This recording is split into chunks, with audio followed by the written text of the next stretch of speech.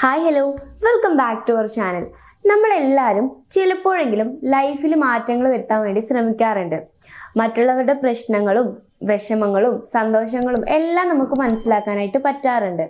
ഇതിനിടയിൽ എപ്പോഴെങ്കിലും നിങ്ങളുടെ ഹാപ്പിനെസ് എന്തൊക്കെയാണ്, നിങ്ങളുടെ ഇഷ്ടങ്ങൾ എന്തൊക്കെയാണ്, ഇതിനെക്കുറിച്ച് മനസ്സിലാക്കാനായിട്ട് നിങ്ങൾ ശ്രമിച്ചിട്ടുണ്ടോ?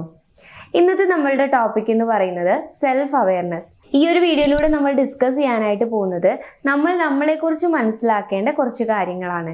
ആദ്യം തന്നെ എന്താണ് ഈ സെൽഫ് അവയർനെസ് എന്ന് പറഞ്ഞുകൊണ്ട് നമുക്ക് സ്റ്റാർട്ട് ചെയ്യാം.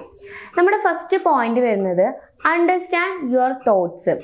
നമ്മളുടെ മനസ്സിൽ വരുന്ന ചിന്തകൾ എന്തൊക്കെയാണെന്ന് ആദ്യം നമ്മൾ മനസ്സിലാക്കണം. അതുപോലെ തന്നെ അണ്ടർസ്റ്റാൻഡ് യുവർ ഇമോഷൻസ്. ഇമോഷൻസ് എന്ന് പറഞ്ഞു കഴിഞ്ഞാൽ സങ്കടം, സന്തോഷം, ദേഷ്യം, ഇതൊക്കെ എല്ലാവർക്കും ഉള്ള ഇമോഷൻസ് ആണ്.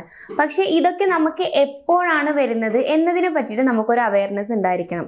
എന്താണ് നമ്മളെ സന്തോഷിപ്പിക്കുന്നത്, എന്തൊക്കെയാണ് നമ്മുടെ ഇഷ്ടങ്ങൾ, നമ്മളുടെ ഇഷ്ടത്തിന് നമ്മൾ എന്തൊക്കെയാണ് ചെയ്യുന്നത്, എന്ത് കാര്യം വരുമ്പോഴാണ് നമുക്ക് ഹേർട്ട് ആവുന്നത്, എപ്പോഴാണ് നമ്മൾ ദേഷ്യപ്പെടുന്നത്, നമ്മൾ ട്രിഗർ ആവുന്നത്, ഇതിനെക്കുറിച്ചൊക്കെ വ്യക്തമായിട്ടുള്ള ഒരു ധാരണ നിങ്ങൾക്ക് ഉണ്ടായിരിക്കണം. നമ്മുടെ മൂന്നാമത്തെ പോയിന്റ് ആണ് knowing your strength and weakness. നമ്മളുടെ സ്ട്രെങ്ത് എന്താണെന്നും നമ്മുടെ വീക്ക്നെസ് എന്താണെന്നും നമ്മൾ അറിഞ്ഞിരിക്കണം ആദ്യം.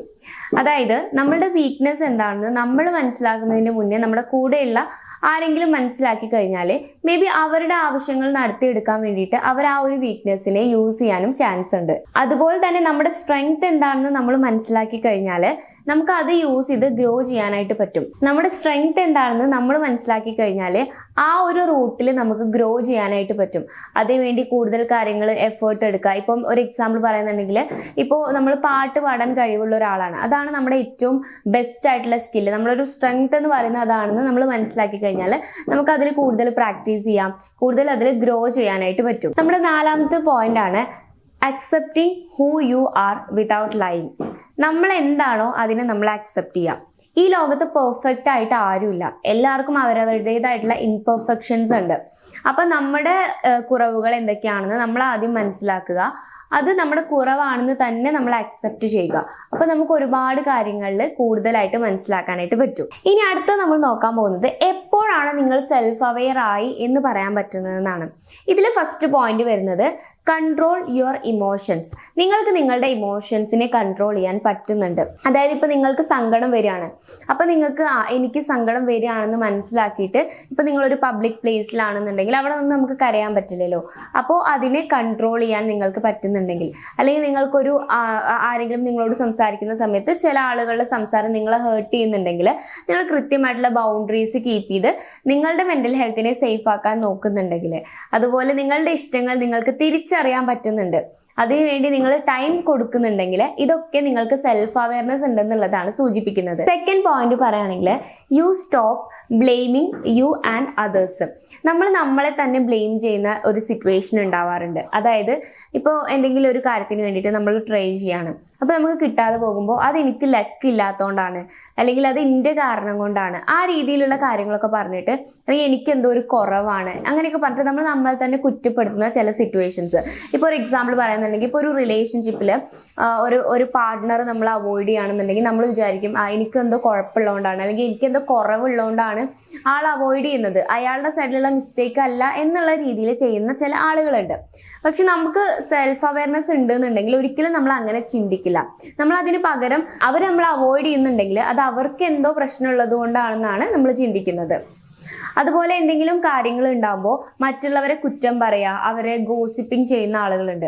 നമ്മൾ വ്യക്തമായി സെൽഫ് അവയർനെസ് ഉള്ള ഇൻസെക്യൂരിറ്റീസ് ഒന്നും ഇല്ലാത്ത ആളുകളാണെങ്കിൽ ഒരു പരിധി വരെ അത് നമുക്ക് കുറയ്ക്കാനായിട്ട് സാധിക്കും. മൂന്നാമത്തെ പോയിന്റ് പറയുകയാണെന്നുണ്ടെങ്കിൽ നമുക്ക് ചൂസ് ചെയ്യാൻ പറ്റും. ബെറ്റർ ആയിട്ടുള്ള ഫ്രണ്ട്ഷിപ്പും റിലേഷൻഷിപ്പും ഒക്കെ നമുക്ക് ചൂസ് ചെയ്യാനായിട്ട് പറ്റും. കാരണം നമുക്ക് വേണ്ടത് എന്താണ് എന്നതിനെ പറ്റിയിട്ട് നമുക്ക് ക്ലിയർ ആയിട്ടുള്ള ഒരു പിക്ചർ ഉണ്ടാവും. നമ്മുടെ ഇഷ്ടങ്ങൾ ഇതൊക്കെയാണ്, നമ്മുടെ താല്പര്യങ്ങൾ ഇതൊക്കെയാണ്. അപ്പോൾ അതിനനുസരിച്ചിട്ടുള്ള ഫ്രണ്ട്സിനെയും അതേപോലെ പാർട്ട്ണറിനെയൊക്കെ നമുക്ക് ചൂസ് ചെയ്യാനുള്ള ഒരു കാപ്പബിലിറ്റി ഉണ്ടായിരിക്കും. അതുപോലെ നാലാമത്തെ ഒരു പോയിന്റ് പറയാന്നുണ്ടെങ്കിൽ, ഇപ്പോൾ ഈ പറഞ്ഞ 3 കാര്യങ്ങൾ നമ്മൾ പ്രോപ്പറായിട്ട് ചെയ്യുന്നുണ്ടല്ലോ. അപ്പൊ അങ്ങനെ ചെയ്യുന്നതുകൊണ്ട് തന്നെ നമുക്ക് നമ്മുടെ കരിയറിലാണെങ്കിലും ലൈഫിലാണെങ്കിലും നമുക്ക് ഗ്രോത്ത് ഉണ്ടാവും, നമുക്ക് ഗ്രോ ചെയ്യാനായിട്ട് പറ്റും. ഇനി അടുത്തതായി നമ്മൾ നോക്കാൻ പോകുന്നത് ലാക്ക് ഓഫ് സെൽഫ് അവയർനെസ് ആണ്. നിങ്ങൾ ഒട്ടും സെൽഫ് അവയർനെസ് ഇല്ലാത്ത ഒരാളാണെങ്കിൽ നിങ്ങൾക്ക് നിങ്ങളുടെ ലൈഫിൽ ഫേസ് ചെയ്യേണ്ടി വരുന്ന പ്രശ്നങ്ങൾ എന്തൊക്കെയാണെന്നുള്ളതാണ്. അതിലെ ഫസ്റ്റ് പോയിന്റ് ആണ്, നിങ്ങളുടെ ലൈഫിൽ നിങ്ങൾ ചെയ്ത മിസ്റ്റേക്ക് തന്നെ വീണ്ടും വീണ്ടും റിപ്പീറ്റ് ചെയ്തുകൊണ്ടിരിക്കുക.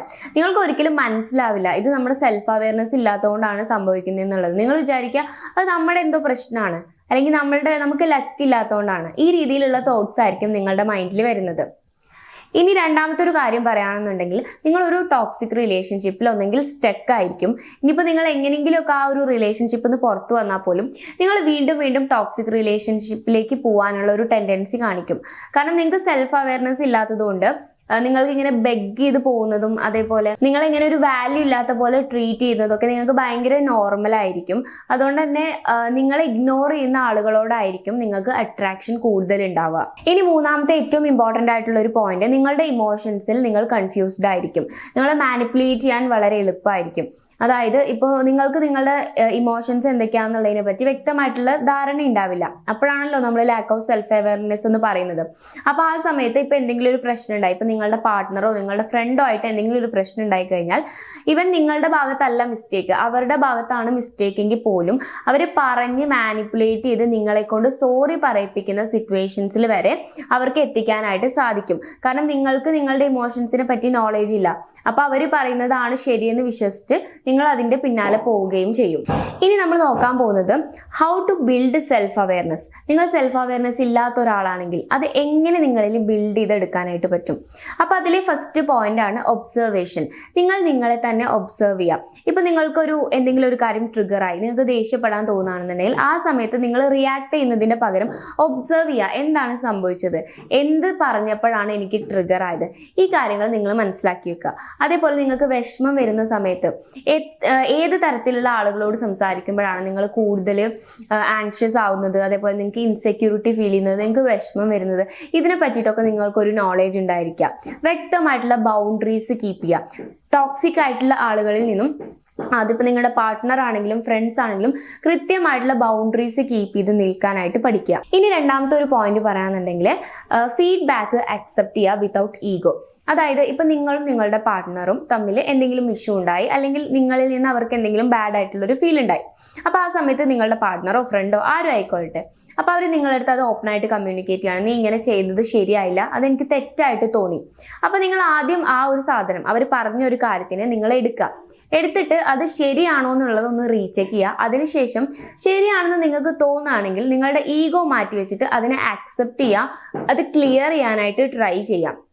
അധികം ആളുകളും നമ്മളോട് നമ്മളെ പറ്റി എന്തെങ്കിലും കുറ്റം ആരെങ്കിലും പറഞ്ഞു കഴിഞ്ഞാൽ അതൊരിക്കലും അവർ അക്സെപ്റ്റ് ചെയ്യില്ല, അതിനെ അവർ ന്യായീകരിച്ചുകൊണ്ടിരിക്കുകയാണ് ചെയ്യാം. അത് ലാക്ക് ഓഫ് സെൽഫ് അവയർനെസിന്റെ വലിയൊരു എക്സാമ്പിൾ ആണ്. അപ്പൊ നിങ്ങൾ സെൽഫ് അവയർനെസ് ഉള്ള ഒരാളാവണം എന്നുണ്ടെങ്കിൽ ബാക്കിയുള്ളവർ പറയുന്ന നമ്മുടെ തെറ്റായിട്ടുള്ള കാര്യങ്ങളെ തിരുത്താനുള്ള ഒരു മനസ്സ് നമ്മൾ കാണിക്കണം. നമ്മൾ തിരുത്തുന്നതിന് മുന്നേ കറക്റ്റായിട്ട് ഈ പറയുന്ന കാര്യം ശരിയാണോ എന്നുള്ളത് ഒബ്സർവ് ചെയ്തതിന് ശേഷം മാത്രം തിരുത്തണം. ഇനി മൂന്നാമത്തെ ഒരു പോയിന്റ് ആണ് സ്പെൻഡിങ് ടൈം അലോൺ. നിങ്ങൾ ഒറ്റയ്ക്കായിട്ട് കുറച്ച് സമയം സ്പെൻഡ് ചെയ്യുക.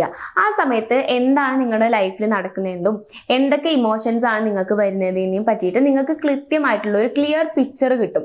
അപ്പോൾ നിങ്ങൾക്ക് ഒന്നുകൂടി നിങ്ങളെ വ്യക്തമായിട്ട് മനസ്സിലാക്കാനായിട്ട് പറ്റും. പിന്നെ ആ സമയത്ത് വേണമെങ്കിൽ നിങ്ങൾക്ക് ജേർണലിംഗ് ചെയ്യാം.